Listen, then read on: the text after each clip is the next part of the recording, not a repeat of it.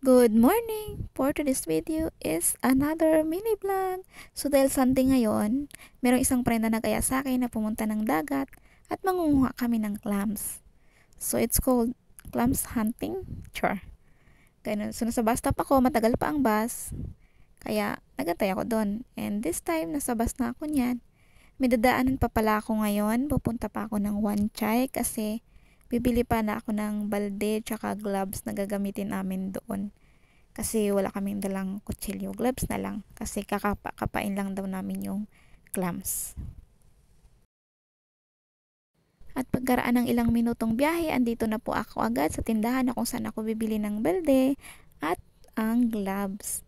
So, pinili ko tong purple pero nag-iisip pa din ako kasi meron pang isang white. Pero dahil medyo plastic itong purple, so ito yung pinili ko. And ayan, nakakuha na rin ako ng balde dyan. Yan yung pinili ko kasi mura lang naman yan para sa gagamitin namin paglalagyan ng clams. And ito, pagkatapos ko bumili nun, dumiretso na ako sa train station. Dahil malapit lang naman ang train station dito, kaya dito ko talaga pinili na bumili nung gagamitin namin. Para pagtapos ko, direct to train station na lang ako.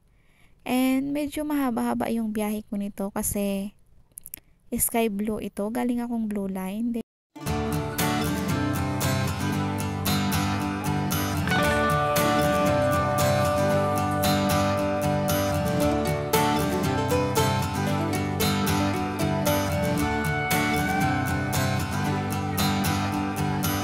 We worked our week, we need a day, 24-hour getaway.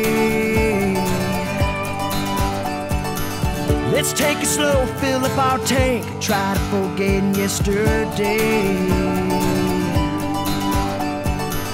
The weather's hot, the beer's ice cold, tie that tube up to that boat.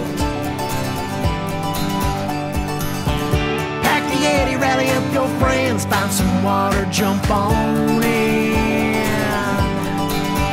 Land, let's go, go, go and play, soak that sun up on that lake.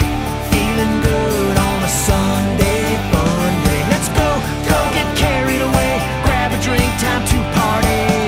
Feeling good. Pagkatapos nga pala ng ilang minutong biyahe, andito na ako sa Taipo Market Station. Mag-exit na po ako nito dahil dito kami mag-meet ng mga kasama ko pupuntang dagat. Let the chips fall forward and may.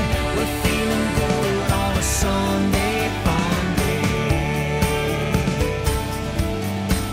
Yes, Sunday fun day. Take a moment to relax, spend the afternoon kicking back. It's a no worries kind of day. Let's feed our soul in our happy place. 'Cause all we got is one day left. Let's make it count, make it the best. 'Cause Monday's rolling around the bend and we're a long ways off till next weekend. Land, let's go, go, go and play, soak that sun up on that lake. Feeling good on a Sunday fun day. Let's go, go, get carried away. At yun nga, pagkatapos namin ng biyahe doon sa bus, andito na kami agad sa dagat. And yeah, mag-aantay pa kami na bumaba yung tubig kasi napakataas niya pa. Siguro mga alas 3 pa siya bababa, I'm not sure. At kung nakita nyo ito sa reels ko, medyo late talaga tong video na to kasi nauna siya sa reels ko. Medyo nahuli lang talaga ako ng edit. Sobrang busy ko talaga sa trabaho.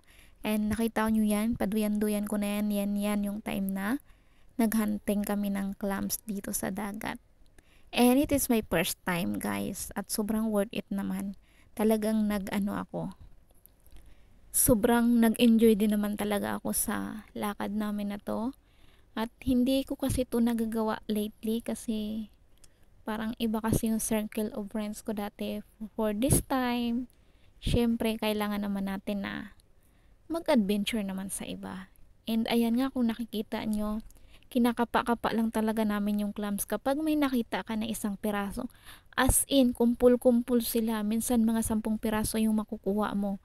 So, ang iniisip nga namin, wala kaming makukuha kasi Nung una, ang ginagawa ko, nagkuha pa ako ng stick-stick, yun pa yung parang pinang hukay-hukay ko. Pero wala talaga akong makita. Din sabi ni ate, kapain mo lang.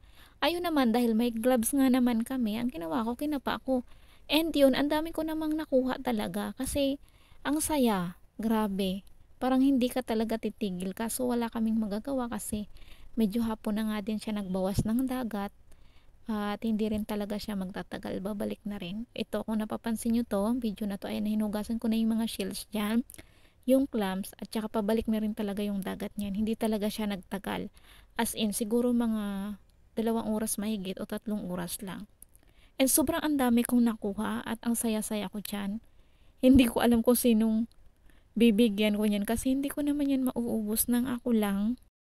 Hindi ko nga ini-expect na ganito pala siya kadami pag nanguha ka dito kasi naman sa amin sa Pilipinas, parang ang dami kasing nangunguha so hindi na lumalaki yung mga shells kasi parang nasasagad agad sila.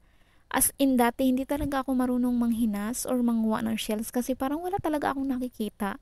And yan, mga loves, ito nga pala yung nakuha namin. Kita nyo naman, ang dami naming nakuha. At ang sabi ko nga dun sa mga kasama ko, babalik kami next time.